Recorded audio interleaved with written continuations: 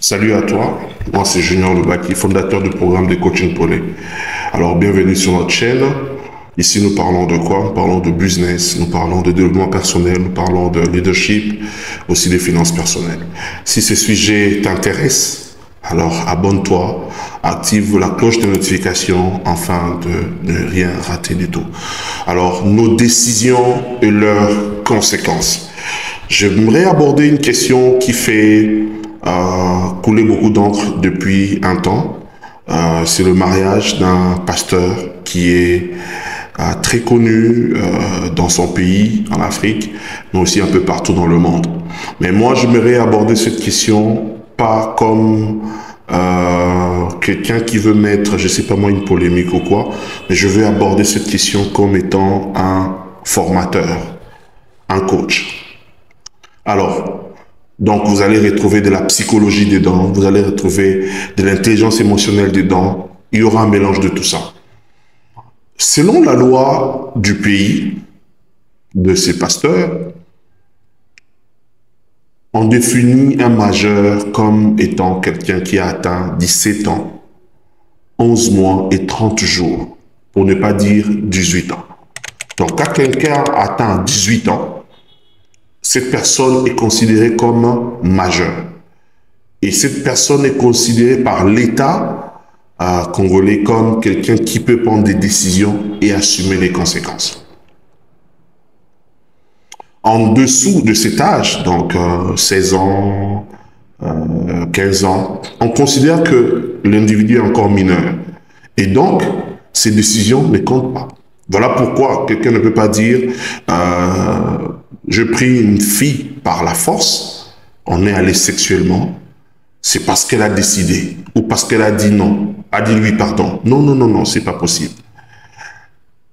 Cette décision-là, même si elle a dit ça de sa propre bouche, l'État congolais ne reconnaît pas cette décision-là comme une décision. Donc, elle ne peut pas assumer les conséquences de cette décision-là. Elle est mineure et tu as violé. Et on appelle ça viol. Et l'État est très dur sur ce genre d'histoire. Donc, tu feras des années de prison parce que tu as violé.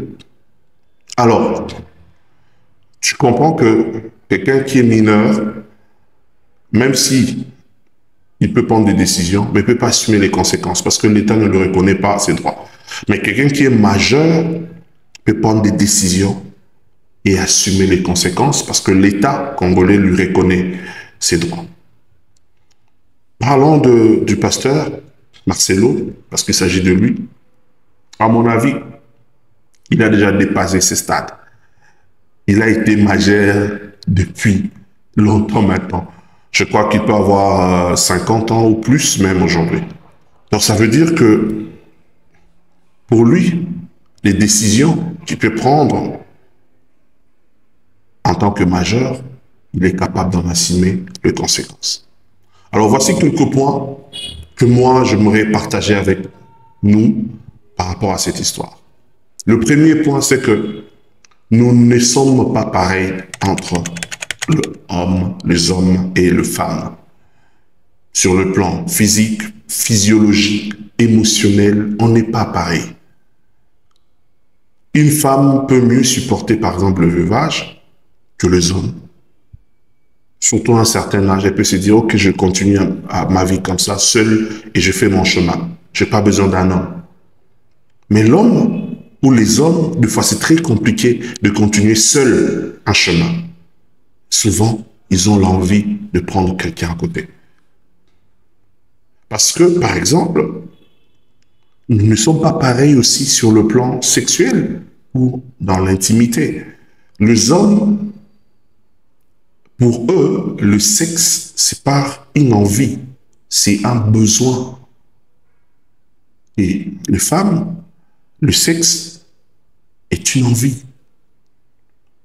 Elle peut vivre sans pendant un bon moment, il n'y a pas trop de problème. Mais pour un homme, il en a besoin. Il en a besoin. Pour ceux qui lisent la Bible, par exemple, vous allez vous rendre compte que après Isaac, Abraham, à plus de 90 ans, il a eu d'autres enfants. Combien de nos parents ici, même en Afrique, qui ont continué à avoir d'enfants alors qu'ils avaient déjà 70 à 80 ans.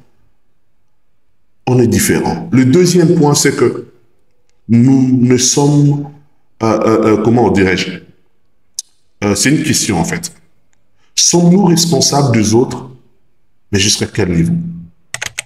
Ça veut dire que cette question veut simplement nous pousser à dire que nous pouvons essayer d'être responsables dans la vie des gens, mais le vrai responsable de la vie de quelqu'un, c'est l'individu lui-même.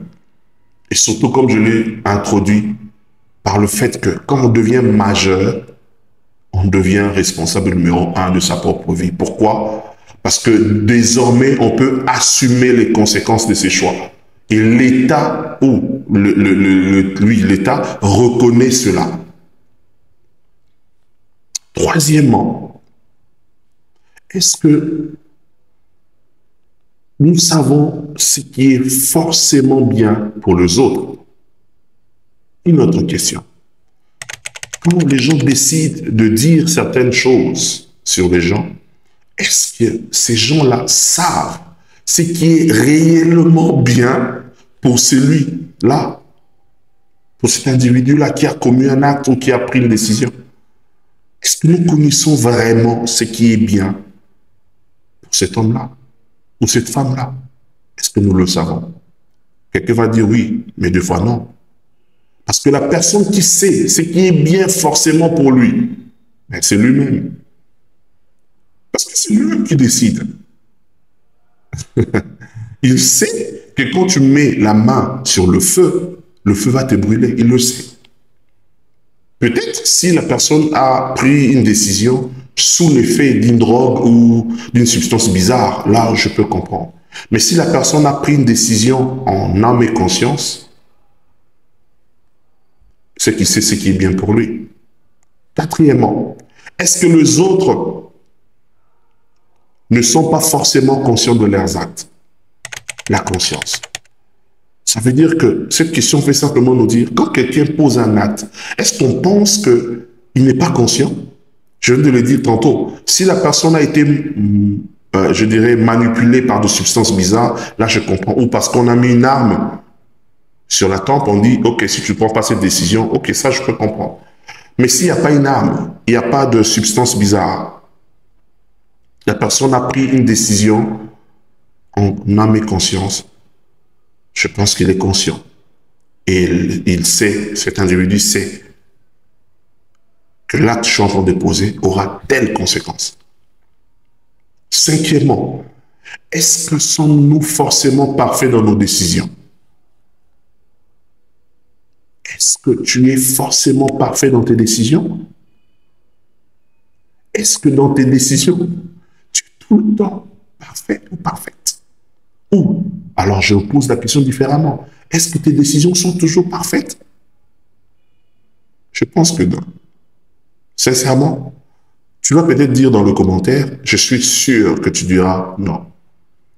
Parce qu'en nous, il y a l'imperfection. Donc on peut prendre une décision, peut-être qui peut paraître bonne, mais peut-être ça peut devenir une décision imparfaite. Donc on ne prend pas toujours de décision parfaite. OK? Alors, sixièmement, la célébrité comme l'argent attire beaucoup de vrais ennemis et beaucoup de faux amis à cause de l'exposition. Quand quelqu'un monte à un certain niveau de célébrité, il y a beaucoup de choses qui se passent. L'exposition.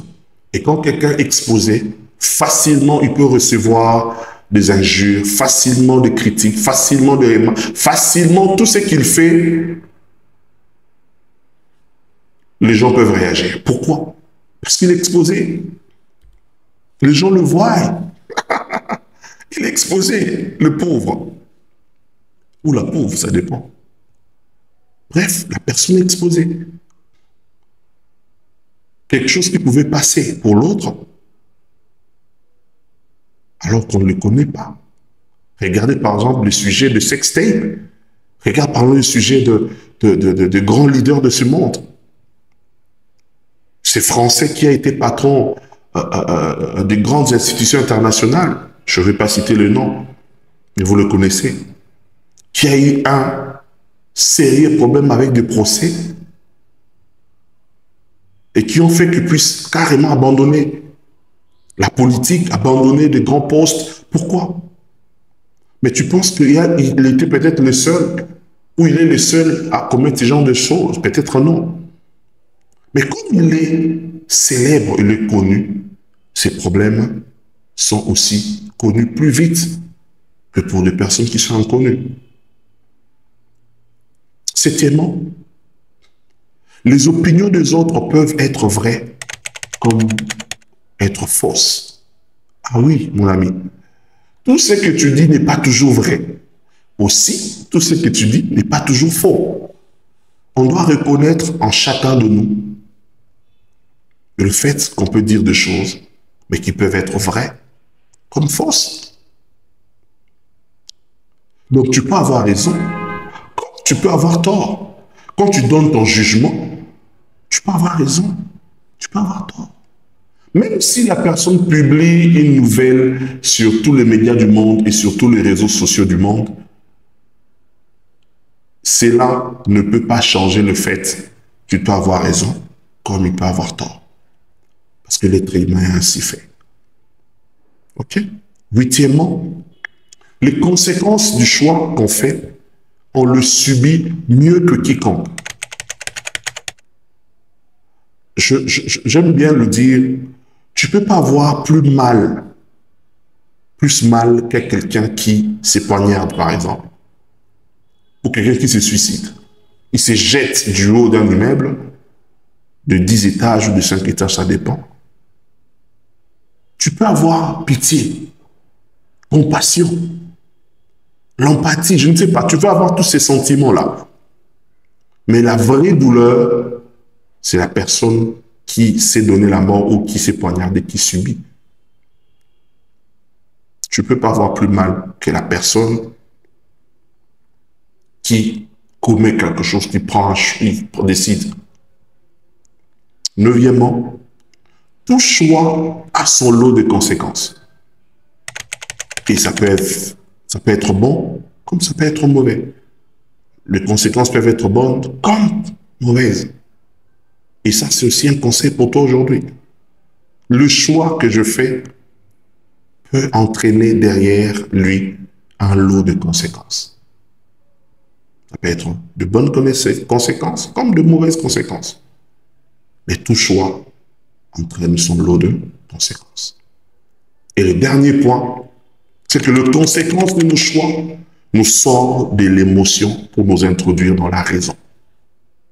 Les conséquences de nos choix nous sortent de l'émotion pour nous introduire à la raison. Quelqu'un peut prendre une femme, non, le cœur bat, non, non, non, non, vraiment, si je ne dors pas, c'est parce que j'ai vu cette fille. Ok. La personne décide de l'épouser, n'est-ce pas? Mais quand maintenant ils seront dans la maison, un moment, il faudra que la raison puisse intervenir. Pourquoi je suis avec cet homme? Pourquoi je suis avec cette femme? Voilà pourquoi, par exemple, les grands commerciaux jouent sur les émotions des gens pour leur faire acheter des choses. Non, mais tu regardes ces costumes, c'est comme James Bond.